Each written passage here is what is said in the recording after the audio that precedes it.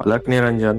मित्रांनो, आज आपण ऐकणार आहोत नवनाथांपैकी एक विलक्षण सिद्धयोगी कानिपनाथ महाराजांचा चमत्कार. भक्तांच्या जीवनातील अंधार कसा क्षणात प्रकाशात बदलतो हे जाणून घेण्यासाठी कथा शेवटपर्यंत नक्की पहा. एका दूर गावात एक गरीब ब्राह्मण राहत होता.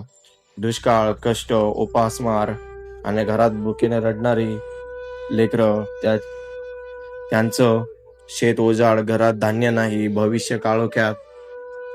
तो मनोमन रोज म्हणायचा, जय कानिपनाथ, माझ्या संकटात तुमची कृपा कधी येणार. पण हळूहळू निराशा वाढू लागली.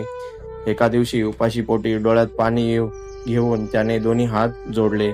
महाराज, जर तुम्ही खरे असाल तर या दिनाचा उद्धार करा, नाहीतर हे जीवन संपवतो.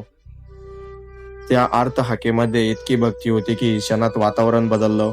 अचानक गावात तेजस्वी प्रकाश पसरला. प्रकट झाले कानिपनाथ महाराज. कपाळावर नाथचिन्ह, डोळ्यात करुणेची तेजस्वी ज्योत, देह अंगासारखा प्रकाशमान. ब्राह्मण थरथरला. महाराजांनी प्रेमाने म्हणाले, भक्ता, निराश नको होस. सच्ची भक्ती संकटावर विजय मिळवते. महाराजांनी जवळची एक मूठभर माती घेतली आणि ब्राह्मणाच्या रिकाम्या भांड्यात टाकली. क्षणात माती धान्य बनली. घर सुगंधी अन्नाने भरलं. बाळ हसू लागले. पत्नी आनंदाने महाराजाच्या चरणावर पडली. हा चमत्कार पाहून गावकरी धावून आले. जे लोक त्या ब्राह्मणाची थट्टा करत होते तेच आता महाराजांना नतमस्तक झाले. महाराज म्हणाले, भक्तांचा अपमान करू नका. नम्रता, सेवा आणि श्रद्धा ह्यातच ईश्वराची कृपा आहे. गावातील एक श्रीमंत सेठ मात्र म्हणाला, हे सर्व खोटं आहे, जादू आहे.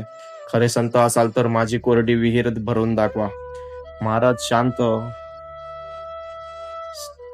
सेठाच्या विहिरीपाशी गेले. डोळे मिटले. 2 क्षण ध्यान केले आणि अचानक विहिरीतून गंगाजल वाहू लागले.